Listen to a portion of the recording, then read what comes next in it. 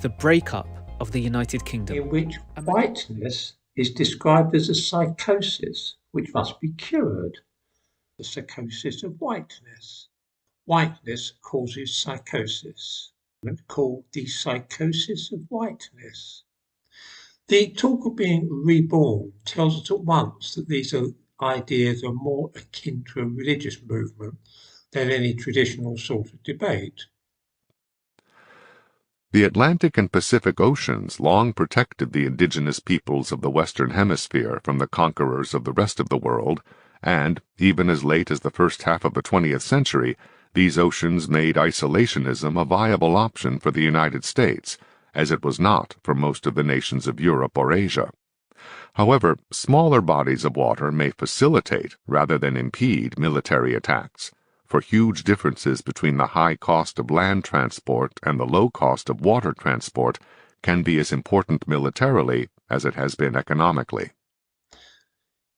The crux of this is that any white soldiers who are quite pleased to be white and want to remain white, or have an idea that being white is a good thing, are regarded as being ill and dangerous. If they cling on to the idea of whiteness, then those soldiers are regarded with suspicion. The psychosis of whiteness.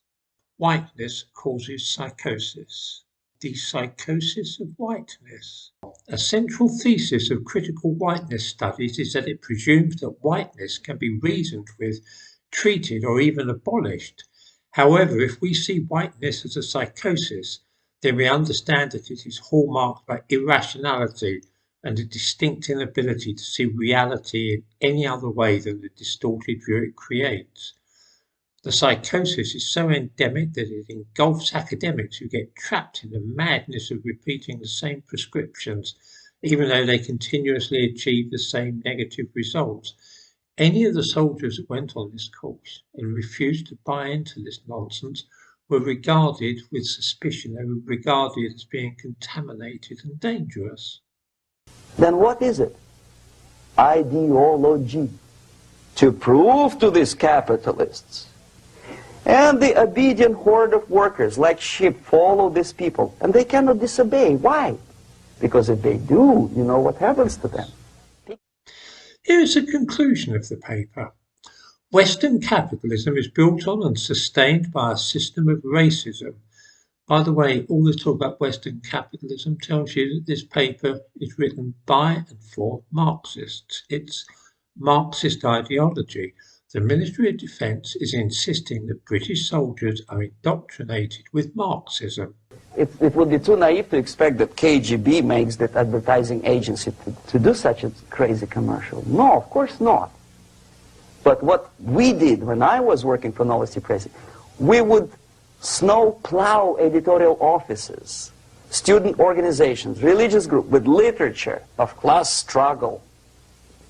If not directly Marxism-Leninism propaganda, then a propaganda of legitimate aspirations of working class, betterment of life, equality. Equality, mind you. President Kennedy once said, we will make America to believe that people are born equal. Are people born equal? If we make them...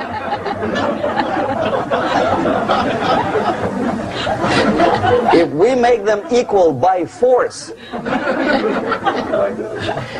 if we put the principle of equality in the basis of our socio-political structure, it's the same thing as building a house on sand. Sooner or later it will collapse, and that's exactly what happens. And we, as Soviet propaganda makers, are trying to push you in the direction which you go yourself. Equality, yes, equality. People are equal. Land of equal opportunities. Is it true or not? Think about it. Equal opportunities. Should there be equal opportunities? Should there be equal opportunities? Western capitalism is built on and sustained by a system of racism that exploits the people and nations of the darker parts of the globe. It is also sustained by a series of myths of progress and enlightenment about the good that the West has wrought. The dissonance between the reality and these myths is too great for the system to survive, so whiteness becomes a psychosis that prevents society from engaging in the disturbing reality. The geography of the British Isles also played an important role, not in determining what people would do, but in determining the boundaries of what was possible.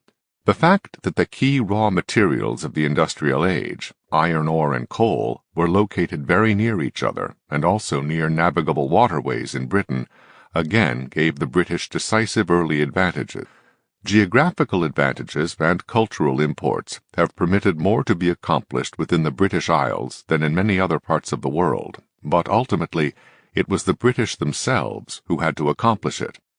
That they did so has had enormous consequences, not only for the inhabitants of the United Kingdom, or even for past and present members of the British Empire or Commonwealths, but for the entire world.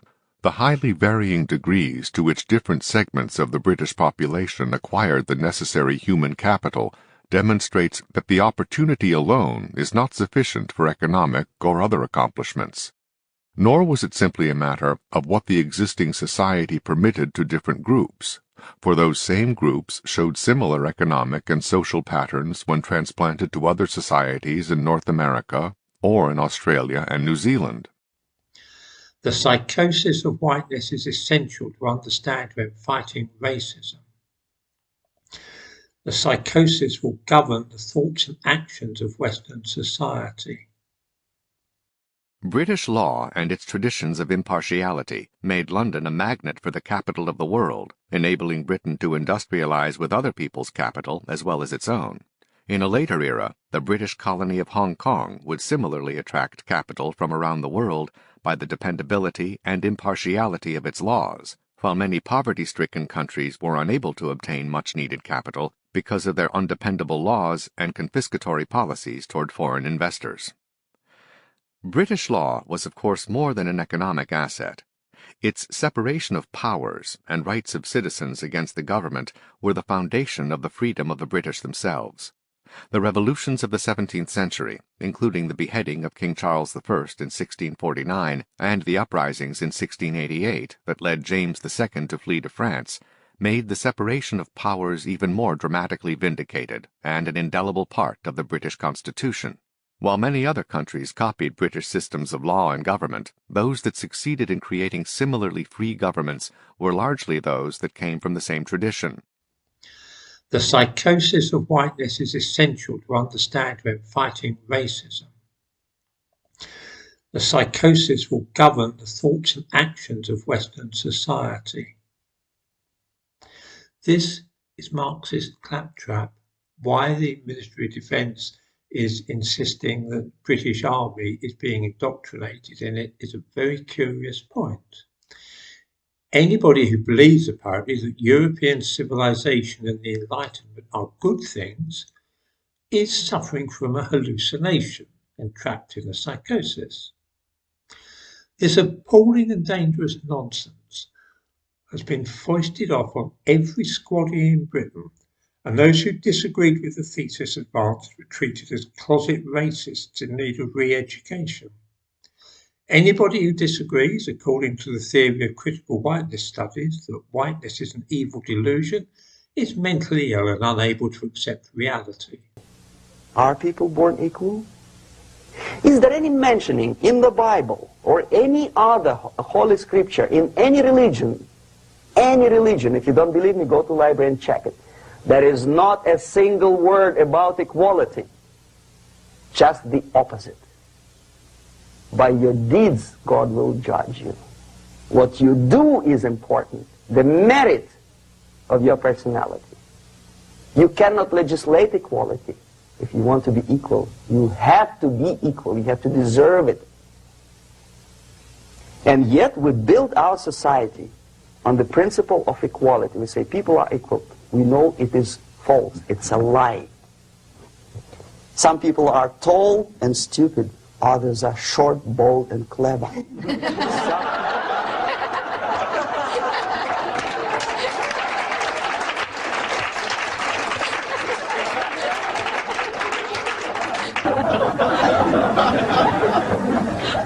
If somebody set out and devised a way to harm this country by attacking the armed forces from within, then this is pretty well the way they might have gone about it.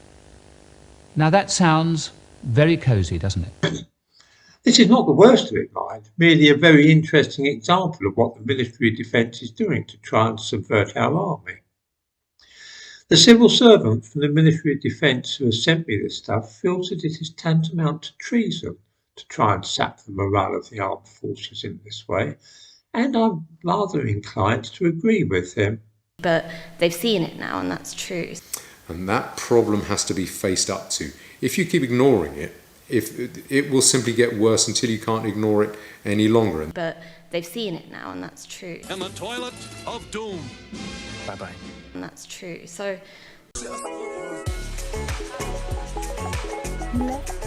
Let